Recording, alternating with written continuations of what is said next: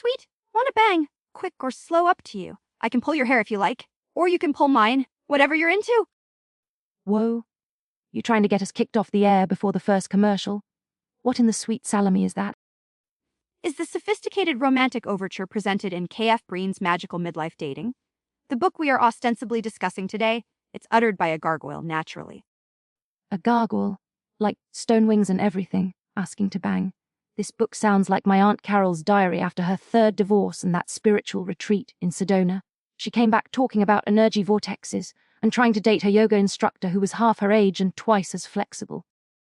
Must we bring your Aunt Carol into every discussion?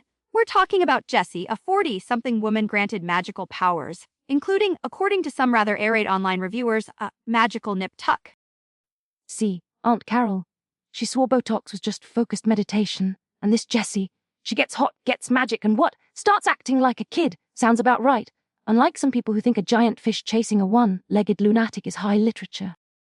We are not relitigating Moby Dick. The whale represented obsession, a concept clearly foreign to you, unless it involves pepperoni. Now, Jessie, the protagonist.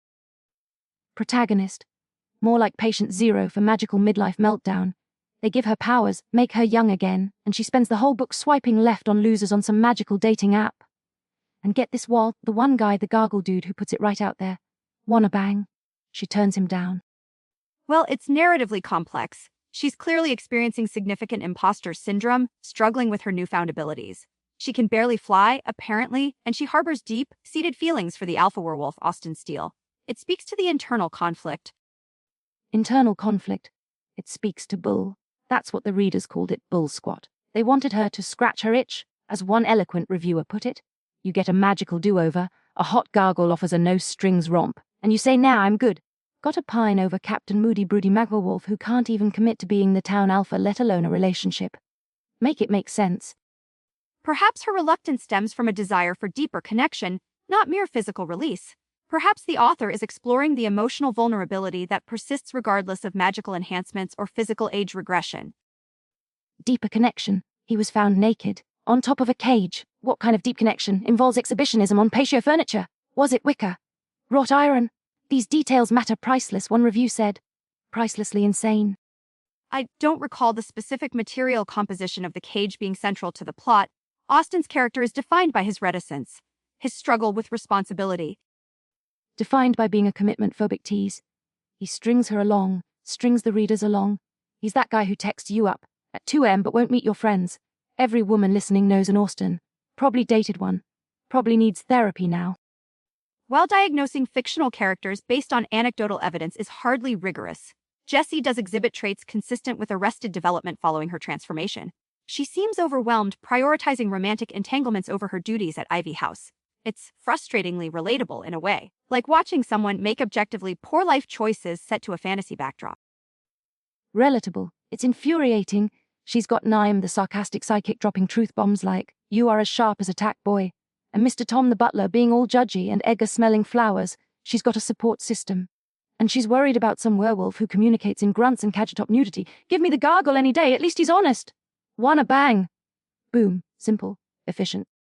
Moving on to the actual merits of the novel, if we can find any amidst the banging and the cages. Many readers felt this was a filler book, that nothing substantial actually happened beyond the romantic frustrations. Exactly. Nothing happened, except naked dudes popping up everywhere, gargoyles shifting naked, Austin doing his cadgetop Chippendales routine. It's less magical midlife dating and more a magical midlife exhibitionism. Was the author just trying to hit a naked creature quota? I suspect the intention was comedic relief and perhaps a commentary on shedding inhibitions, but the execution seems to have alienated certain readers. We received a listener email, a hastily scrawled napkin left on the studio door asking, and I quote, "If Austin was on the cage, did the bars leave marks, asking for a friend?" See, important questions. Another listener probably wrote in complaining there weren't enough recipes. People expect recipes in these cozy fantasy things, right? Like, Chapter 50 Jessie fails at flying, Chapter 60 Jessie's surprisingly good scone recipe. The point is reader expectation versus delivery. They wanted plot progression or at least romantic consummation. Instead, they got protracted yearning and questionable dating choices. One reviewer literally said the author won't let Jessie have some fun times with the sexy gargoyle because she has to remain loyal to single for Austin. Such bullshit. Preach. It is bullshit. Let the lady live. She got the magical nip-tuck. Let her test drive the new equipment. You know what? No, wait. I take it back. Maybe the author's a genius. Did you just change your mind mid-rant? Yeah, think about it. This slow burn, it's torture, right? But maybe that's the point. It's like relationship edging, for the readers, keeping everyone frustrated and hooked, like waiting for that perfect slice of pizza if you know it's coming, but the waiting makes it taste, no, that's stupid. Forget it, it's just bad writing. If Jessie were a sandwich, what sandwich would she be?